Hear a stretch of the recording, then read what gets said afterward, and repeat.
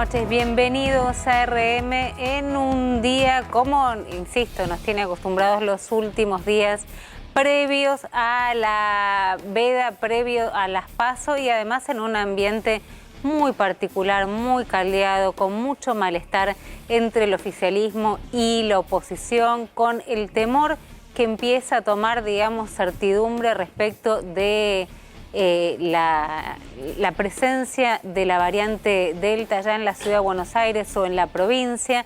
¿Y por qué digo ciudad o provincia? Porque hay mucho malestar en la ciudad de Buenos Aires respecto de declaraciones que hizo el ministro de Salud, Nicolás Kreplak, diciendo la persona que se contagió en la ciudad, ¿no? Diciendo casi que son como los nuevos runners, la Delta es tuya, la Delta es mía, acá la preocupación por la circulación comunitaria la tenemos todos. Y replicamos una pregunta que hacía en el día de ayer Carolina Balbiani, después de escribir su columna que impactó a muchos en Infobae respecto de la angustia que le había generado la culpa de sentir que había contagiado a su mamá que terminó falleciendo. Y ella preguntaba por qué no están abiertos los vacunatorios las 24 horas, por qué no están vacunando a la noche, a la madrugada, a primera hora de la mañana. ¿Qué es lo que está pasando en esta carrera contrarreloj?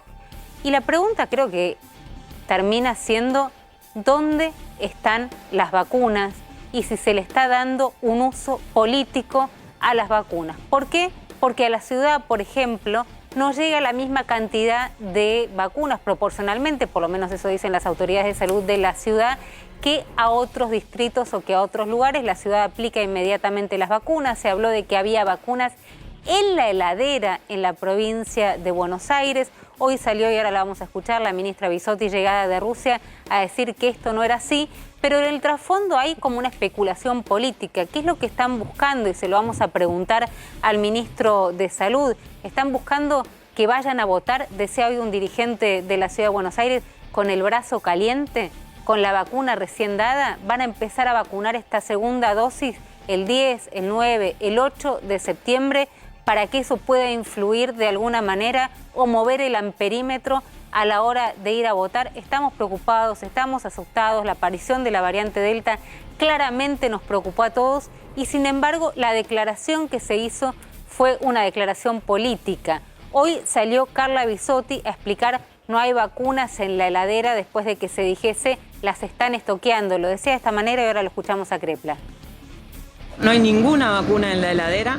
Cada vacuna que llega está en constante movimiento desde que baja del avión hasta que se sube al camión, hasta que llega el operador logístico, se libera, se acondiciona, se distribuye a las provincias. Hay miles de kilómetros hasta las provincias. Llega a las provincias, tiene el mismo proceso, llega a los vacunatorios. Hay provincias extensísimas, se dan los turnos, van las personas, se aplica la vacuna y se registra esa vacuna. Bueno, explicaba cuál era el proceso y por qué había cierta dilación. Lo cierto es que empieza a interpretarse con mucho malestar, por supuesto, por lo que significa que podría haber una utilización política de las vacunas. Y la pregunta, particularmente para la enorme cantidad de la población que no tiene el esquema completo, justamente es ¿dónde están? Está Nicolás Kreplak, ministro de Salud. Prometió venir al piso, en algún momento lo vamos a tener, le decía, le vamos a conocer las piernas, porque siempre lo vemos en este formato.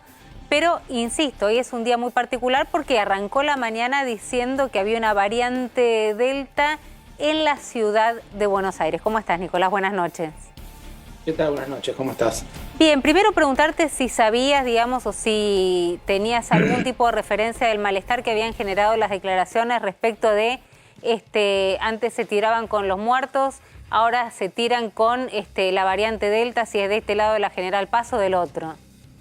No, la verdad que no, me parece una cosa absurda y sin sentido. Te la escucho a vos, nada más, y me parece además... Pero me crees, digamos, te estoy hablando después de haber hablado con funcionarios y con dirigentes de la Ciudad de Buenos Aires.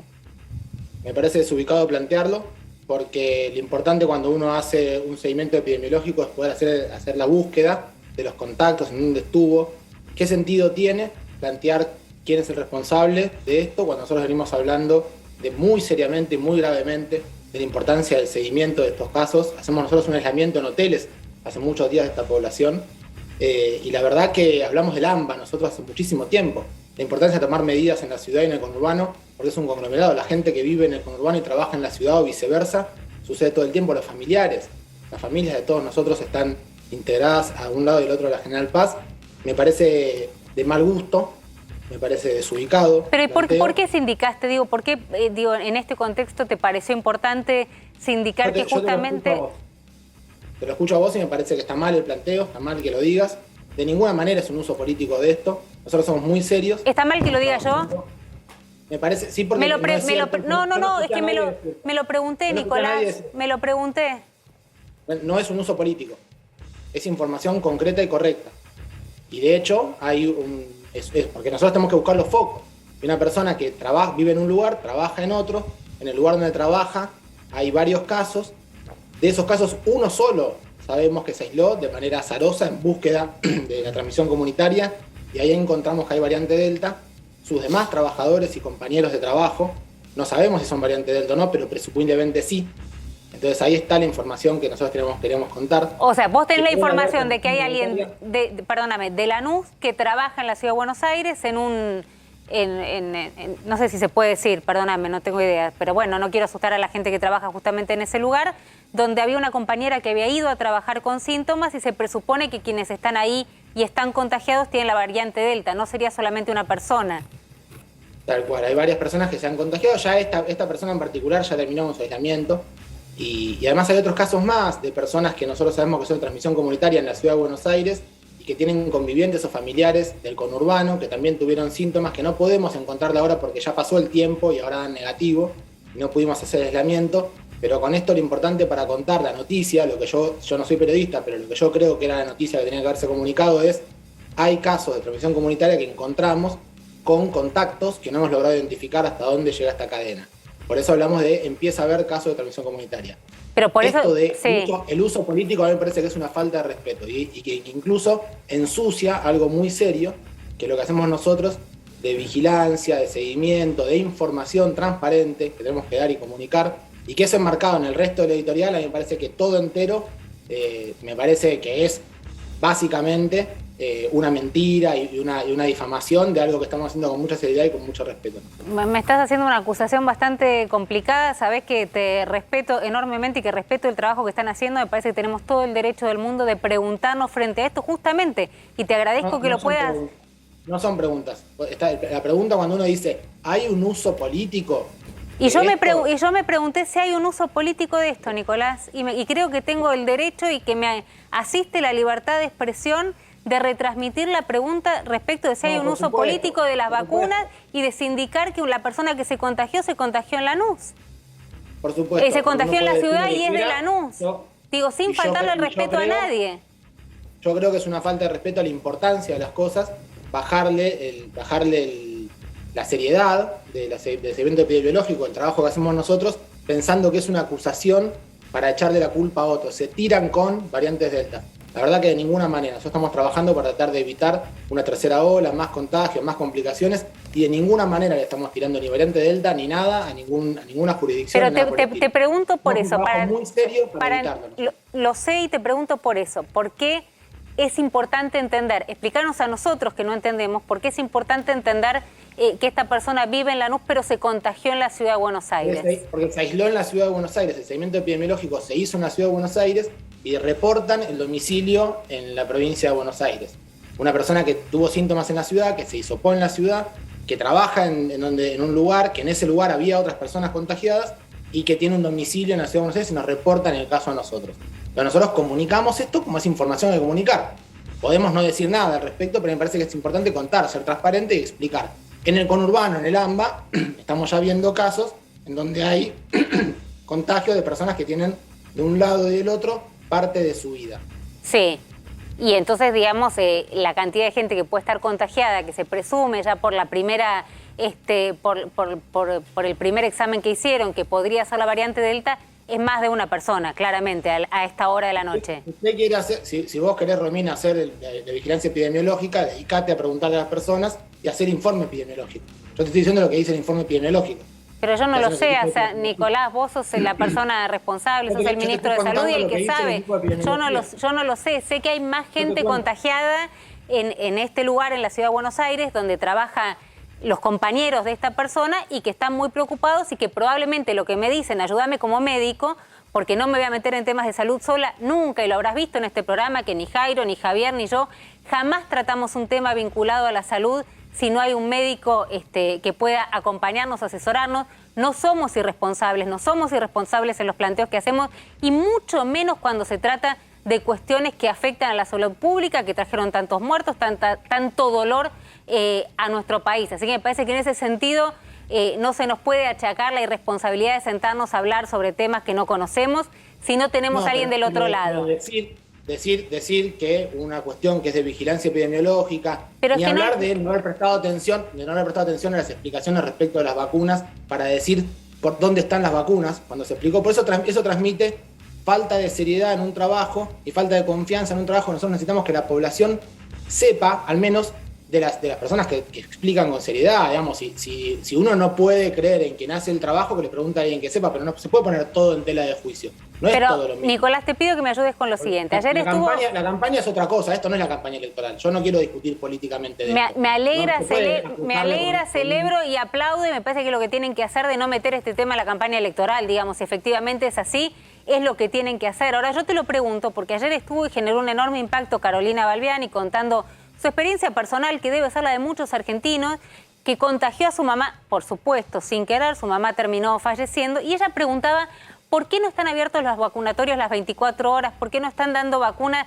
a las 3 de la mañana, a las 5, a las 7, y cuando uno pregunta en la ciudad de Buenos Aires, lo que te contestan es porque no tenemos vacunas. ¿Para qué vas a abrir vacunatorios si no tenemos? Entonces lo que uno pregunta, yo arranqué preguntándome, ¿dónde están las vacunas? Digamos, las vacunas están llegando, las vacunas no están llegando, se van a completar las segundas dosis. Me decís, ¿no hay una especulación política? No debería haber de ninguna manera una especulación política por las vacunas, pero me parece que ahí no hay ateos. No, pero el planteo, al menos que yo te entiendo lo que estás diciendo, y disculpame si estoy interpretándolo mal, pero lo interpreto como que estás planteando una serie de cosas de especulación política, del uso electoral de las políticas. Son preguntas que dejan una carga ya de una opinión, esa pregunta. A mí me parece que es una opinión que a mí me parece que no es seria, mira, que hace mal. Yo lo tomo, vos tenés todo el derecho del mundo a decirlo, ahora sabés lo que pasa y lo que creo que estoy haciendo, y tal vez lo estoy haciendo mal, no lo estaría haciendo si ese fuese mi sentimiento en este momento, es que hay tantas dudas al respecto, que lo mejor que se puede hacer, y yo te agradezco porque siempre estás del otro lado cuando hay que preguntarte, igual también hay que decir lo que lo hacía Goyán, igual que lo hace Fernán Quirós, hay tantas dudas, yo miro en el estudio y la gente se pregunta, ¿hay vacunas, no hay vacunas, van a venir? La fantasía de las están guardando para darlas el 11 de septiembre. Entonces lo mejor es preguntarte, me parece que es bueno preguntártelo. ¿Por qué tenemos miedo a preguntar respecto de los rumores? Otra cosa sería estar discutiendo, y no lo discutiría con vos nunca, digamos, estar discutiendo entre los compañeros que estamos acá en el piso, che, ¿es bueno vacunarse o es malo vacunarse? No, mejor esperemos que venga la vacuna vegana. Nunca nos vas a escuchar haciendo eso. Ahora, la pregunta que tiene, muchas veces la gente, digo, mi vieja, la gente que está, no sé, laburando, los que escuchan que viene la variante Delta, son estas. Entonces está buenísimo que haya un funcionario que pueda contestar. ¿Por qué no podemos preguntar? Eso es lo que estoy planteando. No hay mala leche, digamos. Me parece que me conoces, no hay mala leche.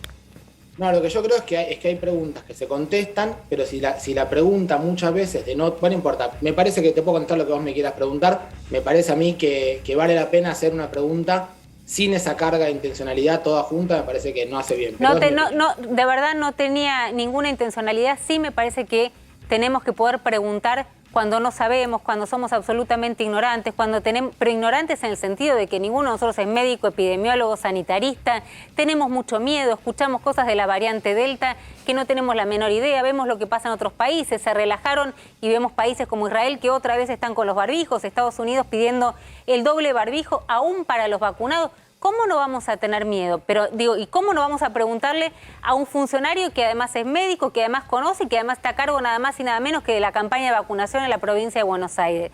¿A quién le voy a preguntar? Digo, está Guillermo Dietrich, en un ratito vamos a estar hablando con él de otros temas, pero no se lo voy a preguntar, no es un tema que voy a charlar con Dietrich. Bueno, respecto a las vacunas, nosotros en la provincia de Buenos Aires recibimos 17 millones de vacunas, aplicamos 15.300.000. Tenemos 1.100.000 turnos en los próximos 7 días. Tenemos 150.000 vacunas que están en tránsito desde el depósito hasta los puestos de vacunación y 600.000 vacunas que se encuentran en los 420 postas de vacunación, que incluyen las postas itinerantes que van en los colectivos hacia los barrios más alejados, el tren sanitario, las postas en los trenes itinerantes, que nos permiten vacunar todos los días a decenas de miles de personas con vacunas espontáneas. Esas son las únicas vacunas que no tienen el turno asignado, son las que estamos llevando hasta cada bonaerense para poder aplicárselas. No hay ninguna vacuna que no se esté utilizando. Si uno está vacunando más de 150.000 o 160.000 vacunas por día, que son niveles récords en la provincia de Buenos Aires, cada día es que estamos primero subiendo la velocidad de las vacunas. Hoy leía en algunos diarios que decían baja la velocidad de la vacunación, Eso no sucede en la provincia de Buenos Aires. Este mes teníamos que cumplir como objetivo planteado al principio del mes 60% de las personas mayores de 50 años con la segunda dosis, estamos en 75%. Y ya tenemos turno para cubrir hasta el 85% de acá a fin de mes para esquemas completos los mayores de 50 años. Estamos vacunando a una gran velocidad de lunes a lunes, de 8 de la mañana a 8 de la noche. Yo creo que vacunar de noche es inconveniente por múltiples razones, además de innecesario, porque nosotros podemos abrir más cantidad de puestos de vacunación si eso fuera algo que tuviera sentido, pero la verdad que hoy lo que tenemos que hacer es recibir las vacunas y aplicarlas a gran velocidad, que es lo que venimos haciendo. No tenemos una limitante en ese tema. Hemos llegado a tener 190.000 o 200.000 vacunas por día. Mientras más recibimos, más rápido las aplicamos. Y el resto, que es la de primeras dosis, para cumplir, nosotros tenemos 10.600.000 personas en la provincia que han empezado los esquemas de vacunación, que tienen su primera dosis, pero nos falta posiblemente cerca de 1 millón de personas que aún no se han vacunado, y eso que la vacuna es libre. Para poder vacunarlas hay que ir a buscarlas, y eso lo estamos haciendo con los colectivos, con los trenes. No se hace a las 3 de la mañana, no se hace de manera incómoda ni de manera inconveniente. O sea que no tendría sentido tener, como planteaba Carolina recién, digo, desde el sentido común, un vacunatorio abierto a las 24 horas. No te aceleraría el proceso. Una persona de 80 años yendo a las 3 de la mañana por un barrio de la provincia de Buenos Aires a conseguir una vacuna. Me parece que yo entiendo cuando uno está, angustiado o pasando un momento personal, se hace un planteo sobre eso, pero la verdad, en Argentina se vacuna mucho, a gran velocidad, con todas las vacunas que llegan, no se especula, no hay ningún tipo, por ejemplo, por supuesto la Ciudad de Buenos Aires no recibe menos vacunas que el resto de las jurisdicciones, de hecho es la jurisdicción que más vacunas ha recibido proporcionalmente y por eso ustedes lo pueden ver, que es la que tiene más cantidad de población vacunada. Al principio eso se veía, después ya llegamos todos al máximo, pero y eso se veía porque fue la que más recibió vacunas, porque al principio la población de trabajadores de la salud y también de los adultos mayores son más en la Ciudad de Buenos Aires y es la razón por la cual al principio recibió más proporcionalmente que el resto. Es mentira que se hizo utilización política. Este presidente ha sido totalmente ecuánime y justo con las vacunas, igual que el gobernador en la provincia de Buenos Aires, que a cada distrito lo vacunó sin pensar quién vive y quién gobierna en cada lugar, sino el derecho. Me parece que eso hay que saberlo, hay que decirlo, no hay que ponerlo en tela de juicio ni en duda, porque son datos que están desde siempre visibles. Me parece que antes de hacerse una pregunta tan evidente y tan elocuente con esa intencionalidad, uno podría simplemente mirar los datos y listo. Pero Nicolás, está bueno poder preguntárselo y que lo puedas contestar de esta manera. La verdad que me parece que está bien, me parece que ayuda, me parece que clarifica y que de alguna manera para muchos que deben estar mirando, que son muchos del otro lado, despeja ciertos miedos o ciertas especulaciones que están dando vuelta. Independientemente que uno las exprese o no, las especulaciones estamos en el medio de la campaña y me parece que está buenísimo que lo puedas aclarar. Me encantaría que a pesar de este cruce vengas y te podamos tener acá. De cuerpo presente suena horrible, ¿no? Pero que puedas estar acá. ¿Vas a venir? Sí. Sí. No, dale, más convencido. No, sí, dale, haceme un sí convencido, claro. ¿Vas a venir? Sí, sin duda. Te mando un abrazo grande. Muchísimas gracias. Chao. Bueno, señores, Guillermo Dietrich, arrancamos un poco calentita la noche, pero bueno, la discusión me parece que tiene que ver con la posibilidad de, no sé, mis compañeros, te saludo, pero me parece que tiene que ver con la posibilidad de preguntar las especulaciones que están dando vueltas y que un funcionario ponga la cara y que las pueda contestar. Sin duda, yo por lo menos tenía la duda de las 2 millones de vacunas que hay de diferencia entre las recibidas y las aplicadas en la provincia y una respuesta, el famoso tema de si están o no en la heladera. Vos tenías duda, por ejemplo. Chicos, acá también. ¿Javi? Sí, está bien. Se enojó, ¿qué le va a hacer? A ver si no se nos que se nos enoje uno por noche. Podemos tratar de uno. No pasa nada. Uno por noche. Se enojó, no me bueno. gusta que la gente se Bueno, enoje. debería haber explicado si esto lo habló con Fernán Quirós, qué sé yo, en vez de enojarse. Si ya que dice que no es un tema político, detectan un paciente que se contagió de la variante Delta en la ciudad de Buenos Aires, están todos preocupados porque vive en Lanús, lo lleva, lo trae. ¿No lo habló con las autoridades sanitarias de la ciudad? ¿Qué sé yo? La Pero pregunta bueno, para cuando... no se lo dije estando en cámara, no se lo voy a decir fuera de cámara. Me parece que está muy bien y acá se sabe que somos respetuosos, nadie pega abajo del cinturón, hay reglas de buena praxis periodística que estoy convencida que tanto mis compañeros como yo llevamos adelante. Y ahora Dietrich dice, ¿y a mí qué me... y a mí qué... No te descargues conmigo. No. Yo Casi que tengo me son de paz. Casi que me conoces con lo que me dijiste. Sí, no me voy a descargar, pero sí quiero arrancar preguntándote a qué se debe tu reaparición. Después de, ¿cuánto? Un año y largo, ¿no? No, un poquito menos. Tuve... No sé si llamarlo reaparición. Tuve muchos años de mucha exposición y... Por un lado, no siempre tienes algo para decir. Por otro lado, creo que es bueno también tomar distancia. Que aparezcan gente nueva del espacio, que apareció un montón de voceros. Y ahora, entre otras cosas, estoy con la fiscalización de la campaña, que es algo que a mucha gente le inquieta. Estoy coordinándola en todo el país. Y... Ahora, Guillermo, vos recién decías, recordemos, digamos, uno de los hombres más cercanos a Mauricio Macri, lo que fue la gestión, independientemente de la cartera, me parece que cumplías como un rol político muy importante. Ahora, respecto de lo que pasó con María Eugenia Vidal, con vos, con algunos miembros, salvo los que ocupaban, si no que me ayude Calvo, pero los que ocuparon algún cargo legislativo, en general hubo una especie de huida, o los bonaerenses llaman respecto de María Eugenia, que se lo preguntamos cuando estuvo acá, dejarlos de acompañar, ¿no? Dejar de acompañar a los bonaerenses o a los argentinos en un año y medio que fue muy duro. No estuvieron, digamos, salvo, insisto, hoy estaba pensando en Frigerio, Lacunza, Pratgay, Finocchiaro, algunos que me debo estar olvidando, Esteban Bull por el Senado, pero si no, ese núcleo duro del macrismo en este año y pico estuvo afuera, prácticamente en este año y medio que la pasamos tan mal, no se los vio. La cuestión es dónde. Yo estuve todo el año pasado trabajando fuertemente. Dejé de ser ministro de Transporte, ¿no? Que estaba todos los días en la tele, porque había todos los días cosas que preguntar, contestar. Creo que el funcionario no tiene que enojarse y tiene que responder.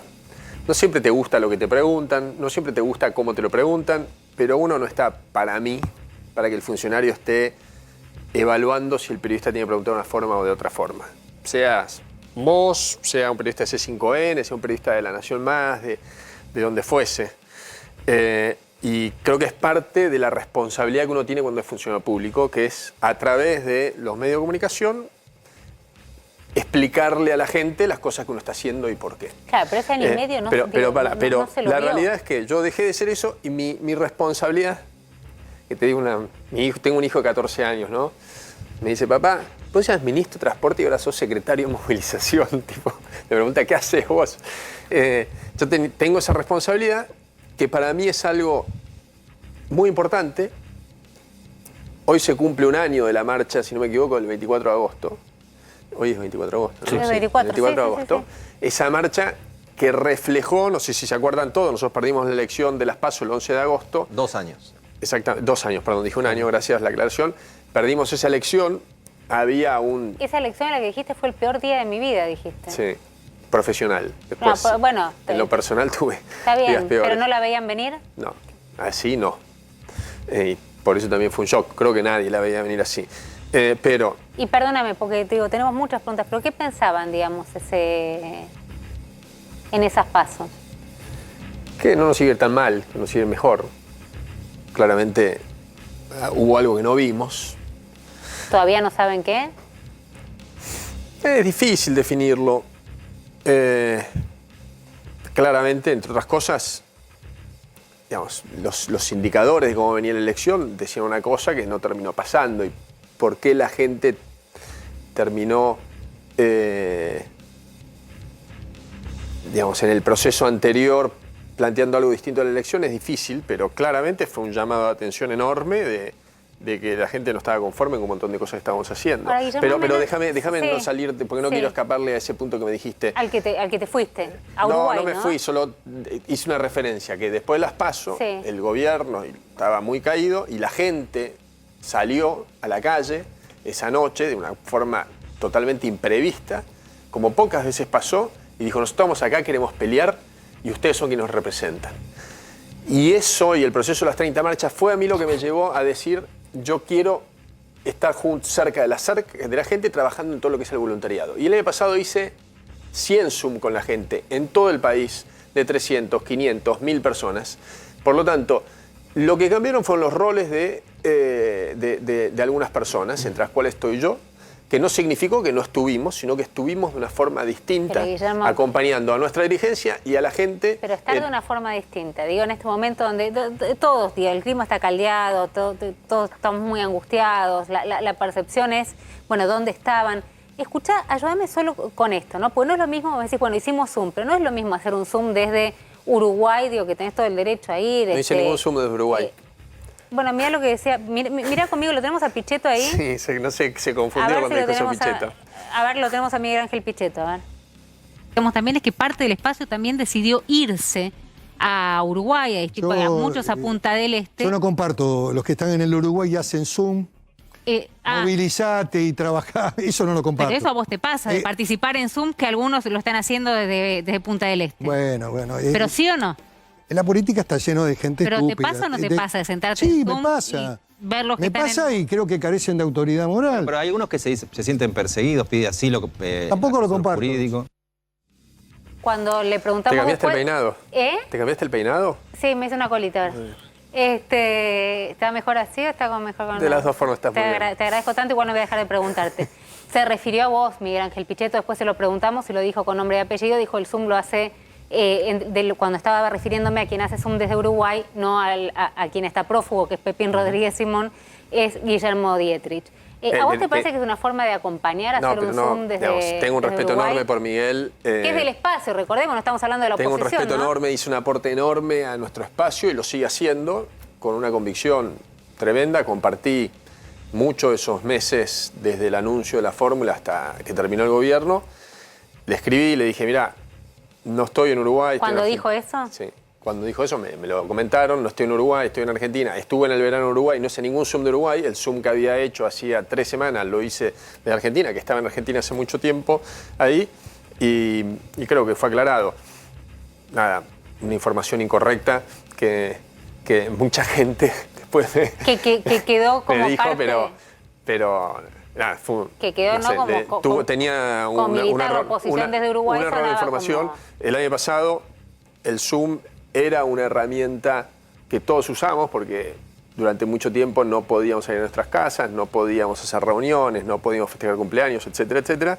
Y una de las formas de estar cerca de la gente era a través del Zoom, claramente, ¿no? Y hoy también, te digo que la realidad que creo que esto de las cosas buenas que han pasado, todo este proceso que estamos trabajando de fiscalización, de capacitación de fiscales, de reuniones, yo tengo reuniones con todas las provincias todas las semanas, y que se pueda hacer por Zoom es muy bueno. ¿Nunca estuvo en tus planes irte a vivir a Uruguay?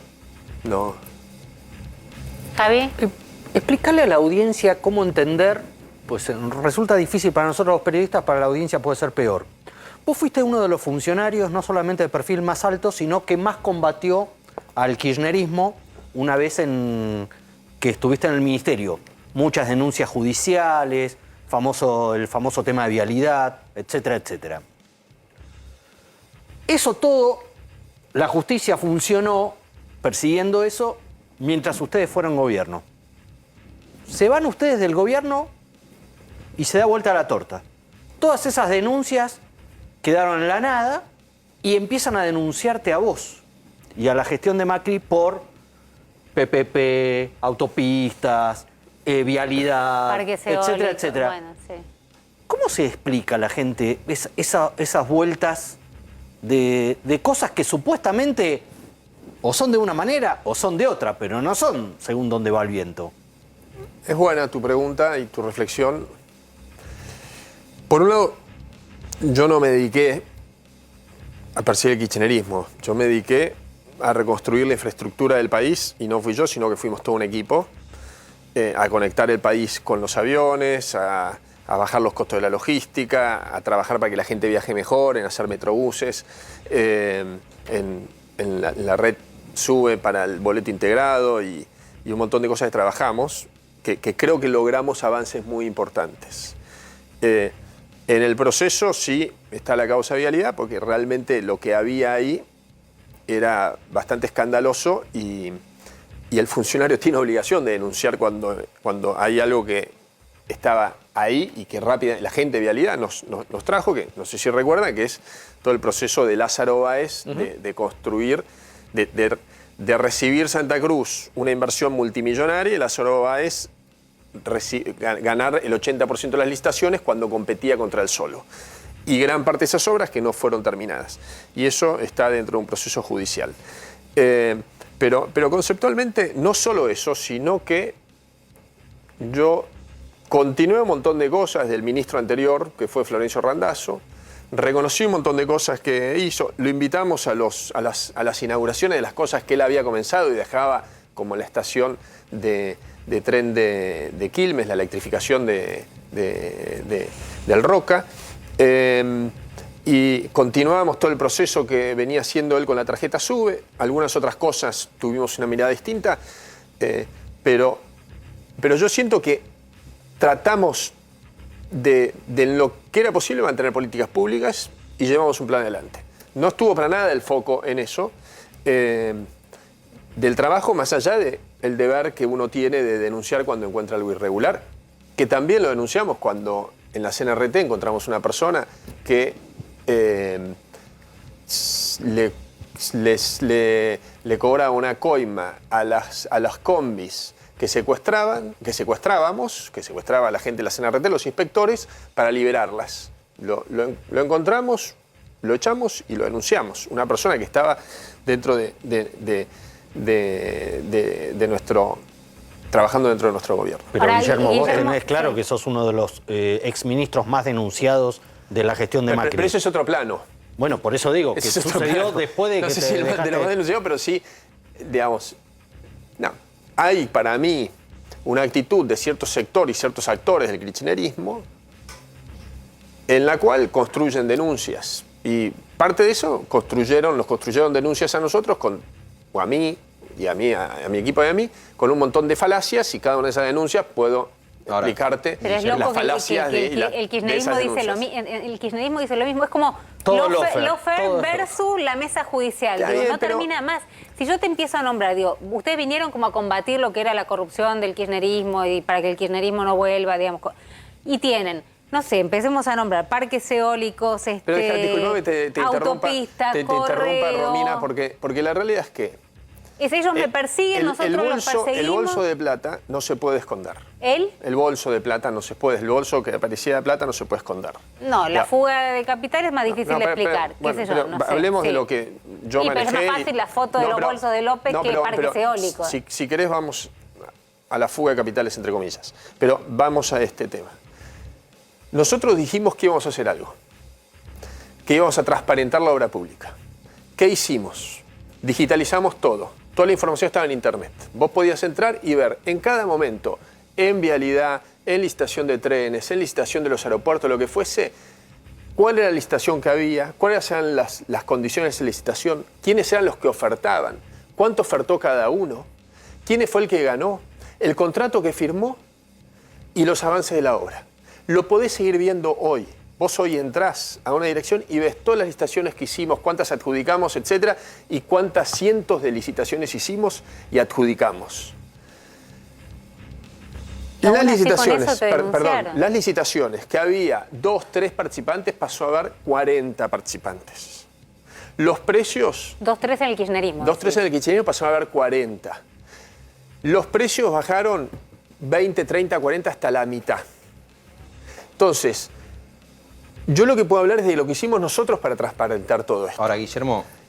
Todo eso fue sumamente visible, de acceso de la información de cualquiera de ustedes y de los ciudadanos, con resultados muy tangibles y muy concretos. Entonces, desde ese lugar que anteriormente todo eso no existía, por eso lo tuvimos que hacer, de que para enterarte quién ganaba una licitación tenías que agarrar y escarbar en 150 cajas, y una realidad totalmente distinta, donde el que más licitaciones ganó en nuestro gobierno fueron 5 licitaciones, después otro 4, después otro 3, versus el gobierno anterior que ganaban 151 Lázaro Báez. Y nuevamente, yo no me quiero detener en lo que pasaba ahí. Lo que sí me quiero detener, que lo que yo tengo certeza es de lo que hicimos nosotros, en lo cual no hubo ningún enriquecimiento de los funcionarios, de los secretarios del presidente, ni ninguno de los que trabajamos todo esto, y un montón de buenas prácticas de transparencia como nunca se habían hecho en Argentina. Pero por favor, Guillermo, déjame que te haga 2 observaciones. La primera que te denuncia a vos por la cuestión de autopistas es Margarita Stolbizer en el 2017, que hoy va en la lista de Facundo Manes dentro de Juntos en la provincia de Buenos Aires. Y Stolbizer dice, le diste un aumento de peajes a la compañía donde estaba todavía Sogma con el 7%, con otro nombre, le das el aumento de peaje, suben las acciones y ellos venden, la familia del presidente vende las acciones. Margarita Stolbizer, no el kirchnerismo. ¿Y qué pasó con esa denuncia? Lo que te quiero decir es... Pero te pregunto, ¿qué pasó con esa denuncia? Tuvo su curso judicial. ¿Y qué pasó con ese curso judicial? Lo que te quiero decir es, vos podés explicar por qué habilitás un aumento de una empresa donde el presidente y su familia son accionistas y claramente uno puede ver que se beneficia de eso. ¿Cuál es tu explicación? Yo nunca escuché tu explicación de esa decisión que avalaste. Aumentaron todas las autopistas.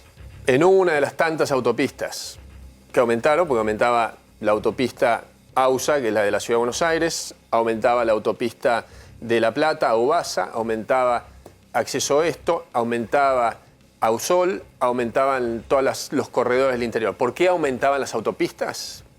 Porque había inflación. ¿Qué significa que hay inflación? Que una autopista hay un señor que cobra el peaje.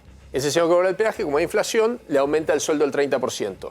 Si vos no aumentás la autopista, el peaje, hay un punto en que no cubre los costos. Lo que está pasando ahora en la autopista... Pero nunca en el gobierno... Déjame terminar la explicación. La autopista La Plata. ¿Qué está pasando en la autopista Buenos Aires-La Plata? La que va a Mar del Plata es que no se actualizaron las tarifas por una razón que hay que preguntar a los funcionarios.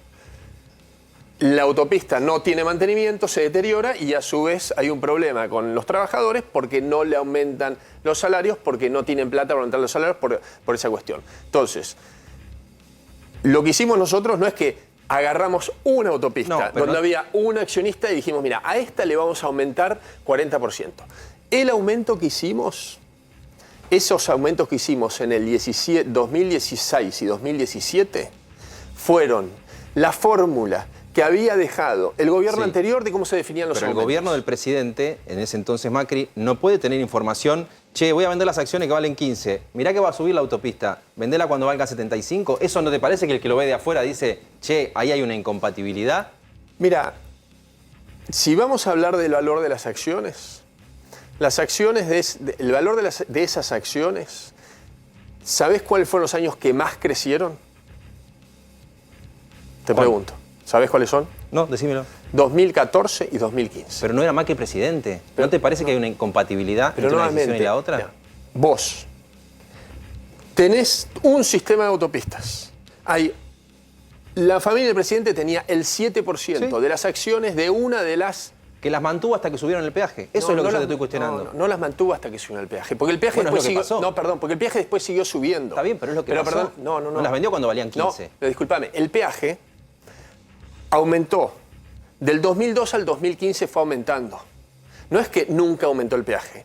Del 2015 aumentó el 10% hace poco tiempo. No es que hubo un aumento en 20 años, esperó el aumento del 300% y al día siguiente lo vendió. Hubo aumentos. Y para vos no hubo nada reprochable de la familia Macri o de Macri como presidente. Pero 100%, porque las vendió en un momento, de hecho las vendió mucho antes de esa renegociación que es el segundo elemento. Pero acá cuando tenés algo que es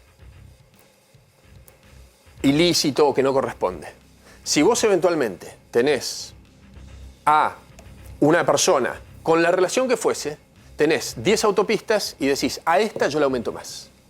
Eso es cuando que es cuando vos tenés a alguien y decís, a este le adjudico el 80% de las obras. Eso es cuando se hace algo discrecional. Bueno, ¿y qué hiciste con, y perdón que insista porque hay muchos automovilistas que nos miran y que usan la Panamericana y el acceso este?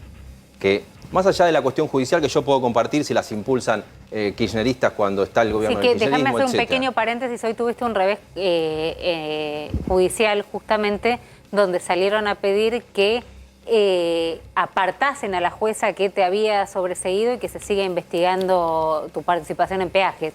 ¿Vos lo asociás esto a una cuestión electoral?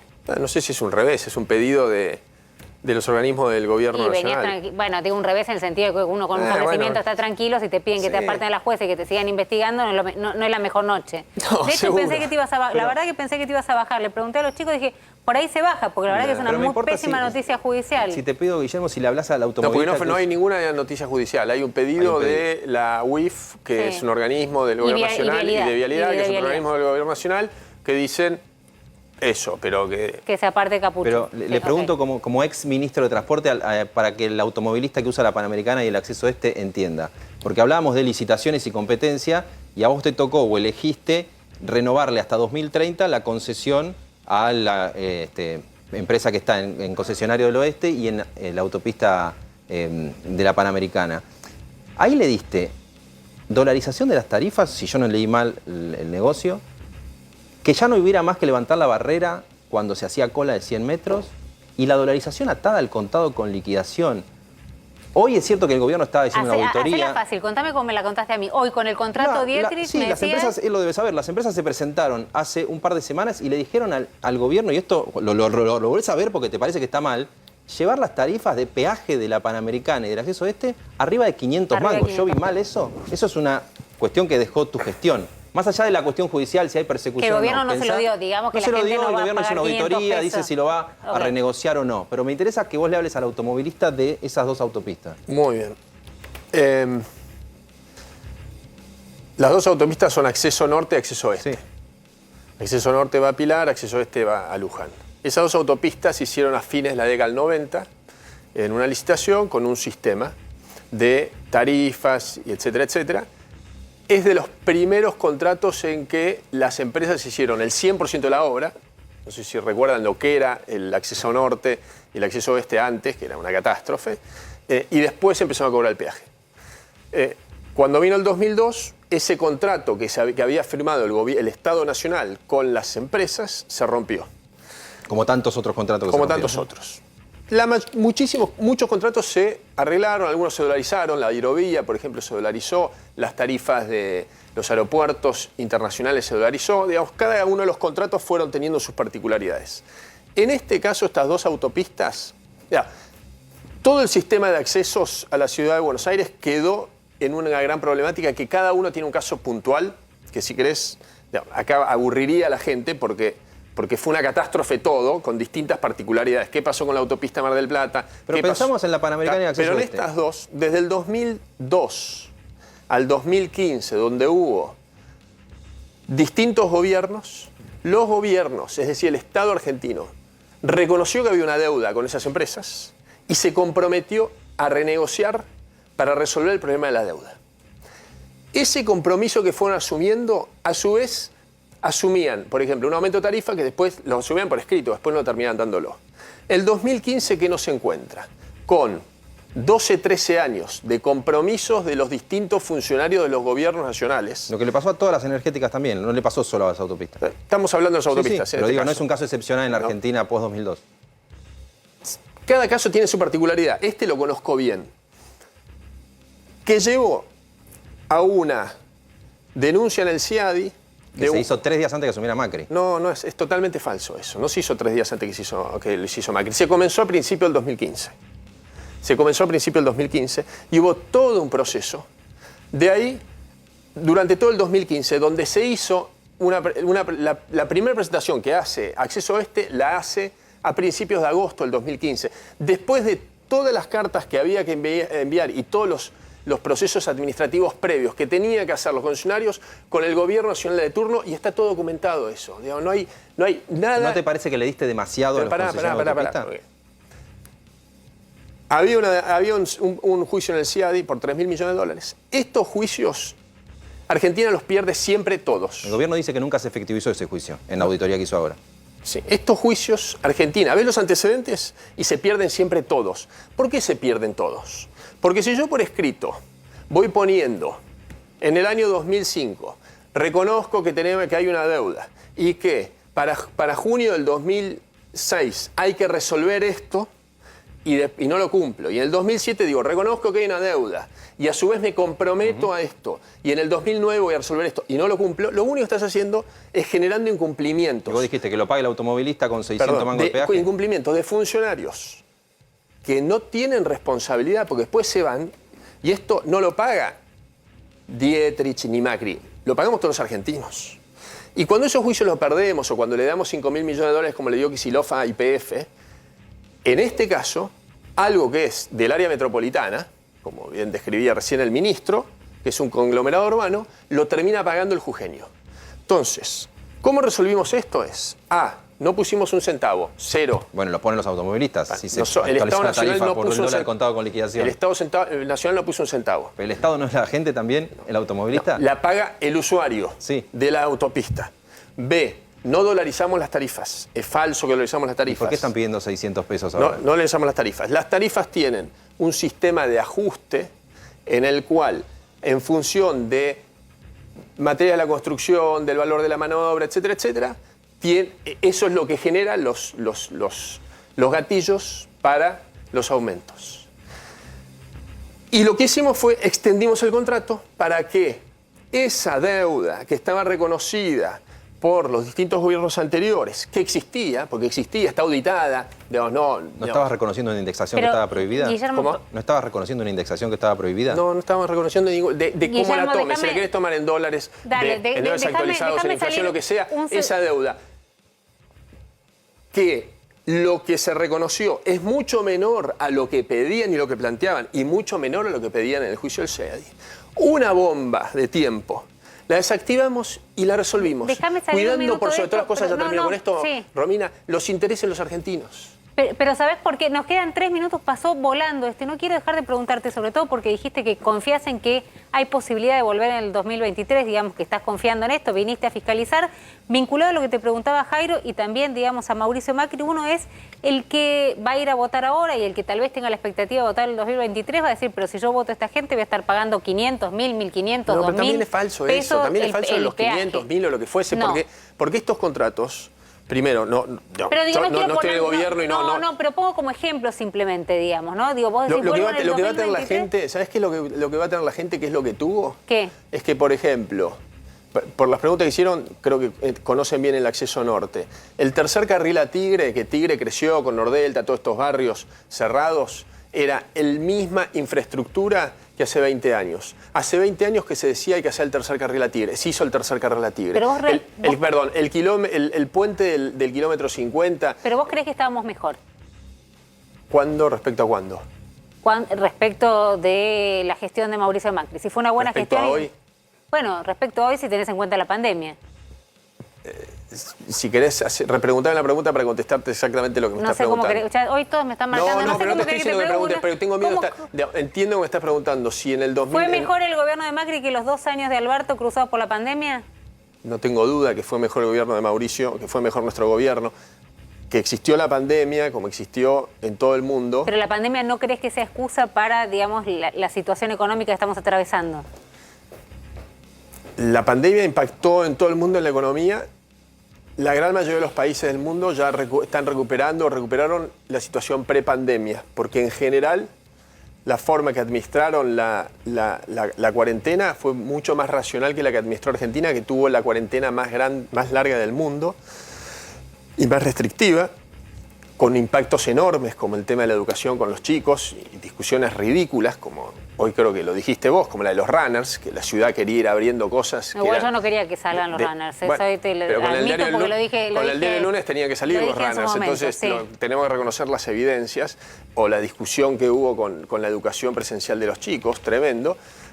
Y esas decisiones no solo tuvieron un impacto económico monumental, de que hoy estamos en la peor crisis quizás de nuestra historia Pero reciente. decís que por mala gestión, no solamente por la pandemia, sino por la mala gestión de la pandemia. Pero a su vez, lo que supuestamente se quería evitar, que eran estos cientos de miles de muertos, hoy es una tragedia que convivimos, que cada uno de nosotros tenemos muertos alrededor de nosotros, que no solo nos evitaron, sino que se podrían haber evitado con una mejor gestión de las vacunas.